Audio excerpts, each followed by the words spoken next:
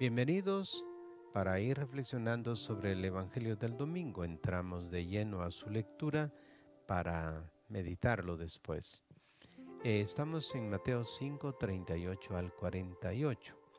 Dice el texto: ustedes han oído que se dijo, ojo por ojo, diente por diente. Yo les digo que no pongan resistencia al que les hace el mal. Antes bien, si uno te da una bofetada en tu mejilla derecha, ofrécele también la otra. Al que quiera ponerte pleito para quitarte la túnica, déjale también el manto.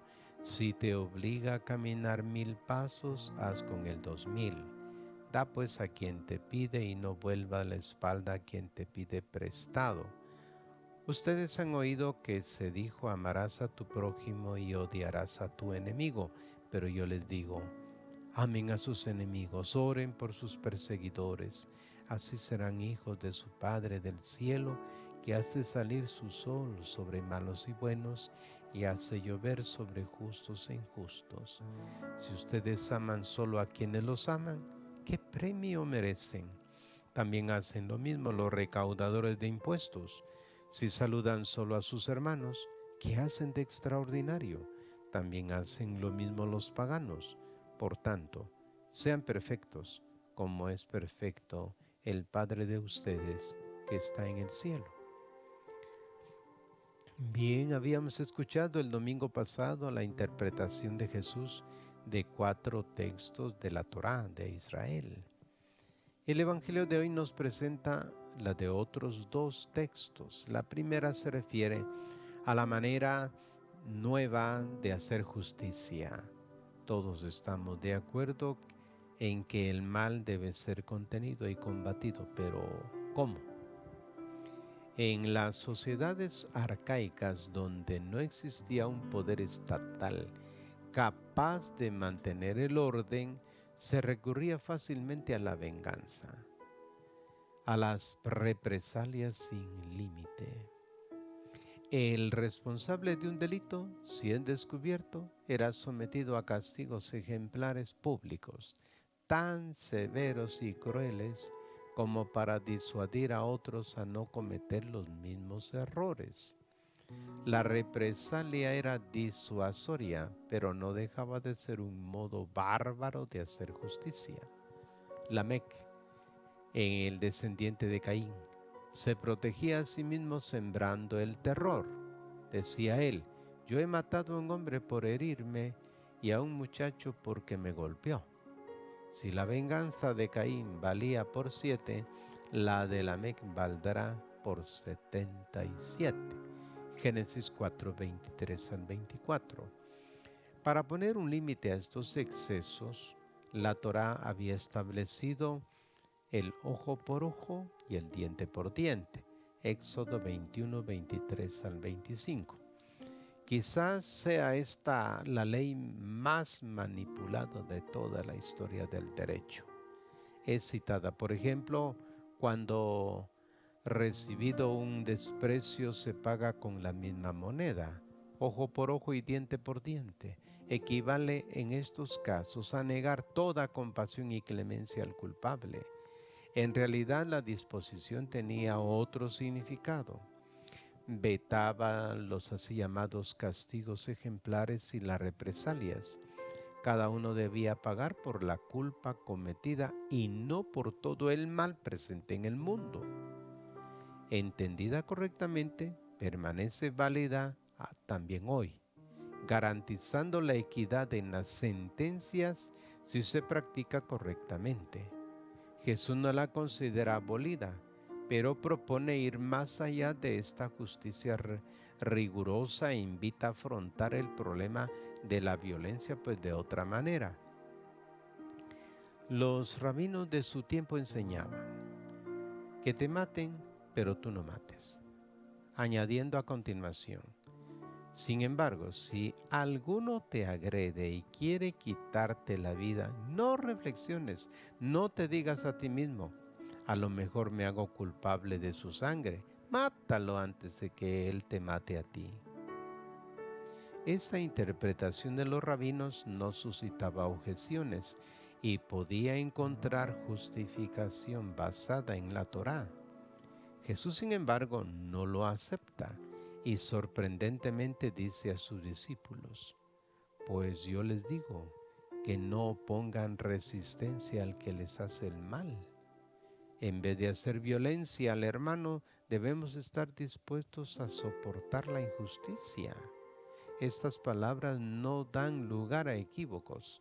Sin embargo, para evitar malentendidos, añade 4 ejemplos tomados de la vida cotidiana de su pueblo. El primero se refiere a la violencia física. Si uno te da una bofetada en tu mejilla derecha, ofrécele también la otra. Cuando se recibe una bofetada, si el agresor no es zurdo, en la mejilla izquierda la golpeada. Jesús habla de la derecha porque la ofensa recibida es mayor. Se trata de un revés, un gesto de desprecio y ofensa gravísima, castigada en Israel con una multa al igual del salario de un mes. Jesús nos recomienda al discípulo ser más bueno o menos exigente a la hora de recibir la recompensación. Por el desagravio exige un comportamiento radicalmente nuevo. Ofrécele también la otra mejilla. Bueno, sí, ¿verdad? La gente tiene que ser buena, pero no tonta, se suele decir. Ciertamente las palabras de Jesús no deben ser entendidas literalmente. Cuando él recibió la bofetada, recuerdan, no presentó la otra mejilla, sino que protestó. Juan 18:23. Lo que se exige del discípulo es la disposición interior a aceptar la injusticia y asumir la humillación antes que reaccionar y hacer daño al hermano. El único modo de romper el círculo diabólico ofensa-violencia es el perdón. Si a la violencia se reacciona con otra violencia, no solo no viene eliminada la primera injusticia, sino que se añade otra más. Este círculo solo puede ser roto con un gesto original absolutamente nuevo: el perdón. Todo el resto huele a viejo, es algo ya visto y tan repetido desde los comienzos de la humanidad. El segundo ejemplo se refiere a la injusticia económica. En Israel, hombres y mujeres se cubrían con 2 tipos de vestimenta: una túnica de mangas largas o cortas que cubría el cuerpo desnudo y una amplia capa. Se envolvían en la capa cuando hacía frío y se despojaban de ella para hacer trabajos serviles. Los pobres la utilizaban también como manta por la noche. Por eso la Torá establecía que la capa, si se dejaba como garantía, tenía que ser devuelta al pobre antes del anochecer. Vea usted Éxodo 22, 25 al 26. Jesús propone un caso límite de injusticia. Un discípulo es llevado a los tribunales porque le quieren embargar también de la túnica, después de haberle quitado ya todos sus bienes. ¿Qué debe hacer? No otra cosa que manifestar su total e incondicional rechazo a entrar en litigio. Por eso cede también la túnica, el último indumento que le queda, aquel que no se podía ser requerido como garantía. Estaba dispuesto a permanecer desnudo como su maestro en la cruz. Por eso el ejemplo grande que tenemos ahí de injusticia es haber sido despojado de todas sus vestiduras, nuestro maestro. Fue un ejemplo que él planteó desde la última cena según San Juan, que se quitó la ropa y se puso a servirles. Pero el servicio fue tan grande que fue elevado al árbol de la cruz totalmente desnudo. Por eso él, cuando habla de que quien te quite la capa, entrégala, o te pide el manto, etcétera, pues llega hasta las últimas consecuencias. Pero bien, el tercer ejemplo es el abuso del poder. Sucedía con frecuencia que soldados romanos o cualquier cacique local obligaran a los campesinos a hacerles de guía o llevar sus cargas. Tenemos un ejemplo en el relato de la Pasión. Simón de Cirene es obligado a llevar la cruz. Mateo 27, 32. Los celotas, es decir, los revolucionarios de aquel tiempo, incitaban a la revolución y al recurso a la violencia para oponerse a semejantes abusos. Epicteto, filósofo, exhortaba a la prudencia. Si un soldado te requisa el asno, no resistas ni te lamentes, de lo contrario te golpearán y al final tendrás que entregar lo mismo. Jesús no hace ninguna consideración de este tipo, no apela a la prudencia. A los discípulos les dice simplemente: si uno te obliga a caminar 1000 pasos, haz con él 2000. No dicta ninguna norma de sabiduría, no sugiere ninguna estrategia apta para convertir al agresor, ni siquiera asegura que semejante comportamiento sumiso obtenga por resultados positivos a corto plazo.